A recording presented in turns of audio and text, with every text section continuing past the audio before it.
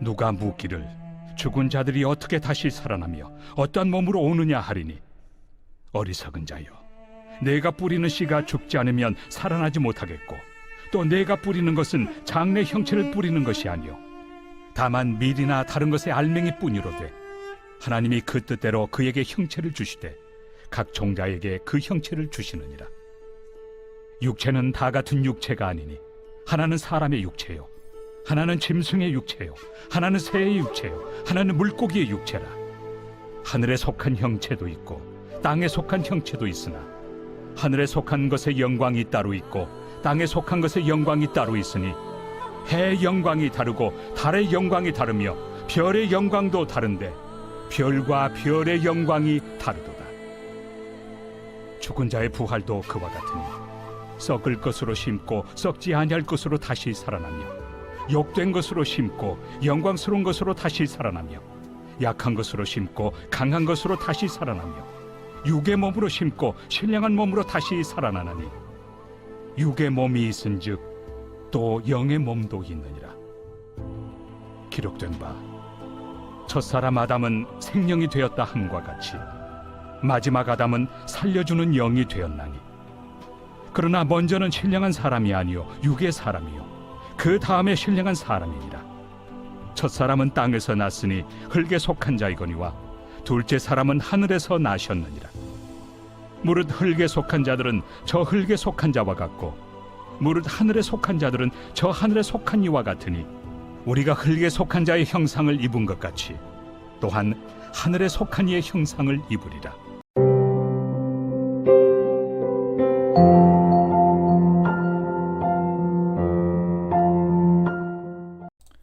여러분 반갑습니다.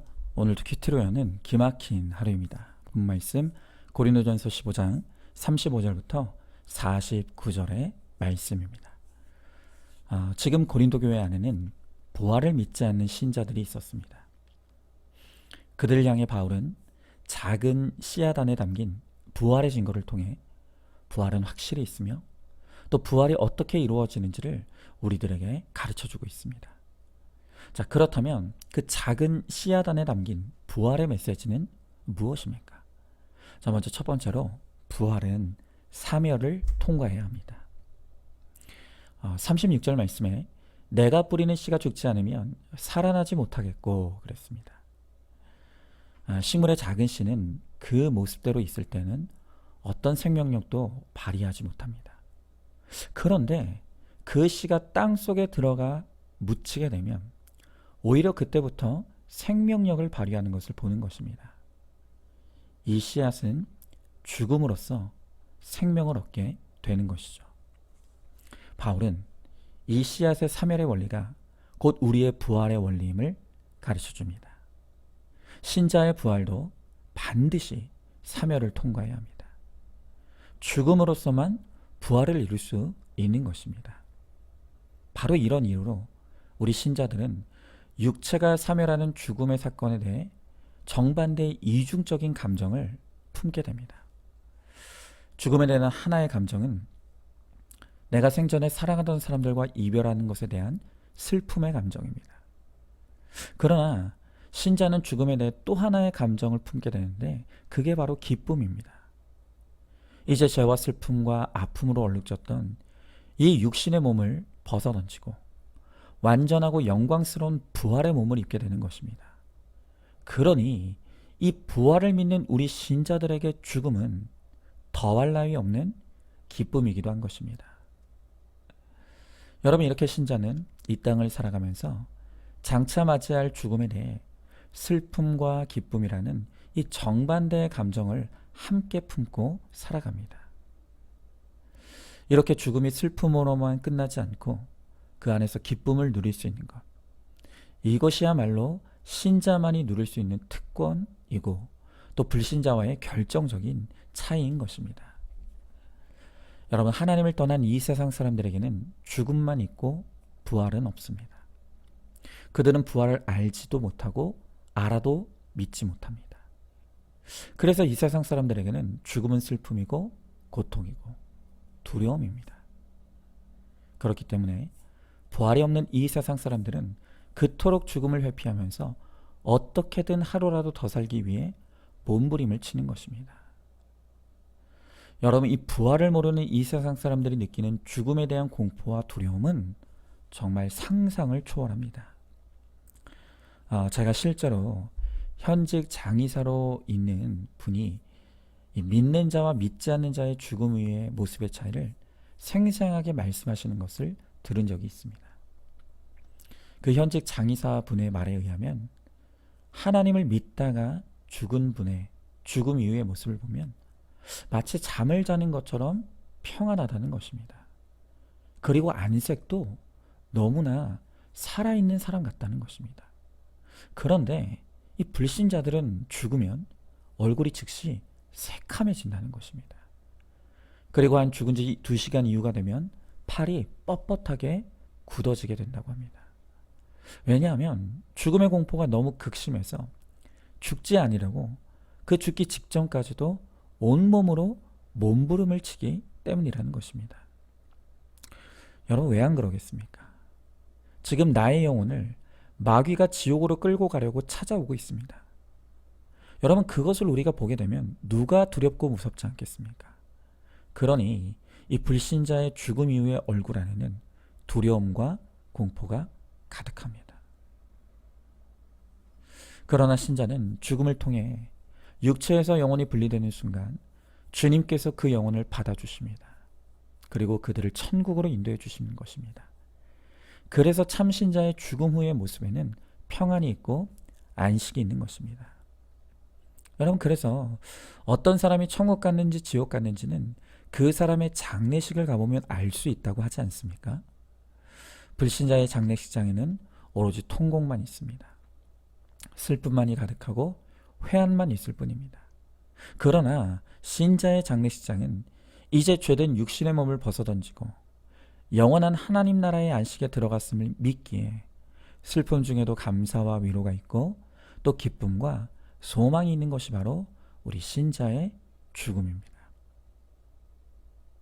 그러므로 우리는 죽음이 끝이 아닌 부활로 들어가는 문임을 확실히 믿고 누림으로 죽음을 두려워하지 아니하고 오히려 이 땅에서 믿음으로 우리의 죽음을 잘 준비하여서 마침내 천국을 소유하는 우리 모두가 되기를 소망합니다. 자, 한번 질문해 봅니다. 신자가 장차 얻게 될 생명의 부활을 확실히 믿으십니까?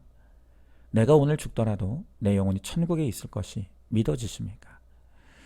부활이 믿어지지 않기에 죽음을 두려워하고 있지는 않습니까? 확실한 부활 신앙을 붙잡아 죽음을 잘 준비하시기 바랍니다. 자, 두 번째로 부활의 때 우리는 더 영광스러운 몸을 얻게 될 것입니다. 자, 오늘 이어지는 38절에 또 내가 뿌리는 것은 장래의 형체를 뿌리는 것이 아니요 다만 밀이나 다른 것의 알맹이 뿐이로다 그랬습니다.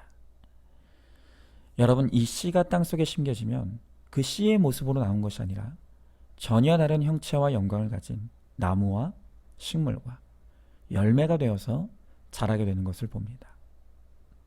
바울은 이런 씨의 원리를 통해 우리의 부활도 바로 이와 같을 것임을 가르쳐 주는 것입니다. 즉, 우리의 육신이 죽어 부활하게 되면 그때는 땅의 육신이 아닌 더 아름답고 완전하며 영광스러운 몸으로 부활하게 된다는 것입니다. 자, 바로 여기서 오늘 여러분들에게 한번 흥미로운 질문을 드려보도록 하겠습니다. 자, 성경의 사복음서를 보면 예수님이 죽으시고 3일 만에 부활하신 후 제자들을 찾아가셨죠. 그때 부활하신 예수님을 보게 된 제자들이 그 예수님을 예수님으로 알아보았습니까? 알아보지 못했습니까? 알아보지 못했죠. 엠마오로 가던 두 제자도 예수님을 알아보지 못했습니다. 도마도 예수님을 알아보지 못했고 심지어 예수님의 수제자였던 베드로도 예수님을 알아채지 못했습니다. 왜 그들은 불과 얼마 전까지도 함께했던 그 예수님을 알아보지 못했을까요? 그것은 그분의 영화롭게 된 몸은 부활 전과는 전혀 달랐기 때문입니다. 무덤에서 나온 부활의 몸은 무덤에 안치되었던 몸과 달랐습니다. 부활의 영광을 입은 예수님의 몸은 더 이상 시공간과 물질의 제약을 받지 않았습니다. 예수님은 부활 후 나타나실 때 예전처럼 걸어서 이동하는 것이 아니라 한 곳에서 다른 곳으로 순식간에 이동하셨습니다. 또한 그분은 마음대로 나타났다가 사라지셨고 문을 열지도 않은 채 방으로 들어가십니다. 이런 모습은 부활 전에는 단 한 번도 보인 적이 없었던 모습이죠. 바로 이런 기록을 통해서 부활은 예수님의 몸을 놀랍고도 철저하게 바꾸어 놓았고 또 예수님이 다시 오시는 날에 우리의 몸 또한 완전하게 달라질 것을 예고하는 것입니다. 여러분, 우리가 이 땅에서 입고 있는 이 몸은 너무 많은 것이 불편하고 힘이 듭니다. 늘 우리의 육신은 죄의 유혹을 받으며 살아갑니다. 또 우리의 육신은 너무 연약하여 늘 아픕니다. 또 나날이 시들어가고 그러다 죽음을 맞이하면 썩고 없어지게 되는 것이 그게 바로 우리 육신의 몸입니다.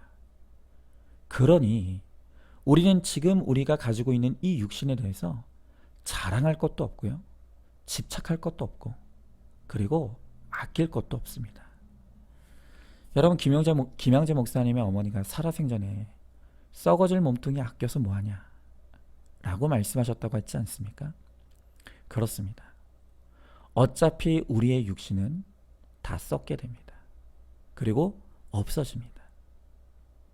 그렇다면 이왕 없어질 그 몸, 죄만 짓다 아무것도 한 것 없이 녹슬어 없어질 바에는 주와 복음을 위해 아낌없이 쓰임받다 닳아 없어지는 인생이 돼야 되지 않겠습니까? 신사참배를 거부하다가 순교하셨던 주기철 목사님이 1944년도에 만 47세 나이로 평양 감옥에서 순교하셨습니다. 제 나이가 43이니 저와 비슷한 시기에 주기철 목사님이 순교하셨던 것입니다. 상정연교회에서의 마지막 설교 제목이 나의 5가지 기도 제목이었는데 그 설교의 첫 번째 대지가 죽음의 권세를 이기게 하여 주시옵소서 였습니다. 그 설교의 짧은 한 대목을 여러분들에게 읽어드리겠습니다. 한번 들어보시기 바랍니다.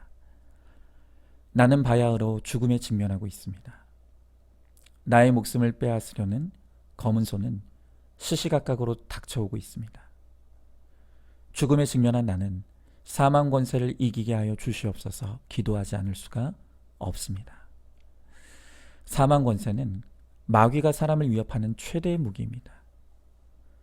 죽음이 두려워 의를 버리며 죽음을 면하려고 믿음을 버린 사람들이 얼마나 많습니까? 베드로도 죽음이 두려워 가야바의 법정에서 예수님을 부인하고 계집종 앞에서 3번이나 맹세하였으니 누가 감히 죽음이 무섭지 않다고 장담하겠습니까? 그러나 폐결핵 환자로 요양원에 눕지 아니하고 예수의 종으로 감옥에 갇힌 것은 얼마나 큰 은혜입니까? 자동차에 치여 죽는 죽음도 있는데 예수의 이름으로 사형장에 나가는 것은 그리스도인 최대의 영광입니다.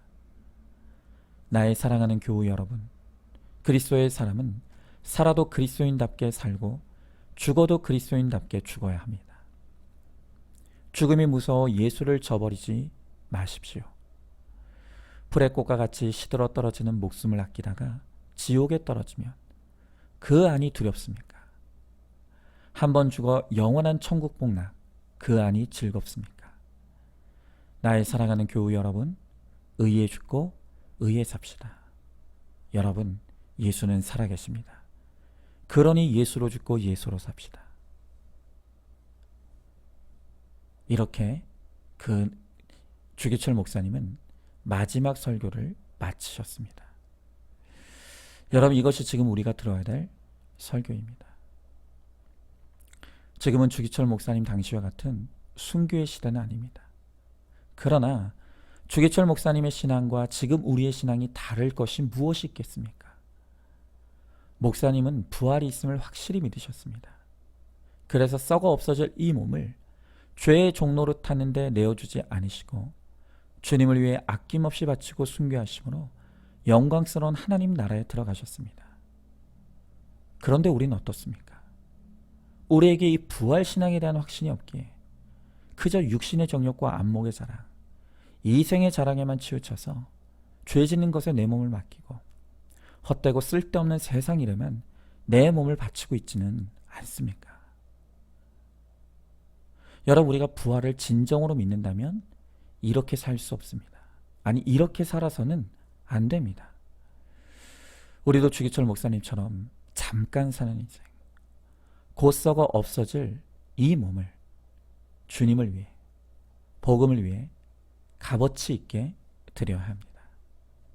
그리스도인답게 살고 그리스도인답게 죽어야 합니다. 그럴 때 부활의 그날에 주님 앞에 설 날, 주님이 나를 맞아주시는 생명의 부활을 맞이하게 될 것입니다. 자, 한번 질문해 봅니다. 지금 내 육신은 언젠간 낡고 썩어 없어질 것을 알고 있습니까? 그 유한한 내 육신을 가지고 무엇을 위해 살아가고 있습니까? 부활 신앙이 없게 그저 죄와 욕심을 이루는 일에 내 몸을 쓰고 있지는 않습니까? 부활의 날 주님 앞에 서기가 부끄러움이 없도록 주와 복음을 위해 내 몸을 아낌없이 드리고 그리스도인답게 살다가 그리스도인답게 죽는 우리가 되기를 소망하시기 바랍니다. 마지막 세 번째로, 부활 후에도 우리의 정체성은 그대로 있습니다. 자, 오늘 38절에 하나님이 그 뜻대로 그에게 형체를 주시되 각 종자에게 그 형체를 주시느니라 그랬습니다. 여러분, 지금 이 말의 뜻은 씨가 땅 속에 묻히면 전혀 다른 모습으로 자라지만 그 씨와 그 나무가 가진 본질은 똑같다는 것입니다. 밀씨가 보리가 되지 않으며 포도씨가 복숭아가 되지 않듯이 씨에서 나무로 모양은 달라져도 그 정체성은 똑같다는 것입니다. 여러분, 예수님이 다시 살아나신 후에 자신이 누군지를 밝히지 않으시면 아무도 그분이 예수님이라는 것을 알아보지 못했습니다. 그러나 예수님이 자신을 밝히고 설명하면 사람들이 그분을 알아보았습니다. 예수님이 생전에 하셨던 그 말들을 듣고 알아차렸고 예수님의 고난의 흔적인 옆구리의 상처와 못 박혔던 손을 보고 알았습니다. 여러분, 이와 마찬가지로 우리가 이 땅에서 육신의 몸을 입고 살았던 우리의 삶은 부활의 몸을 입은 후에도 반드시 기억되고 평가받게 되는 것입니다.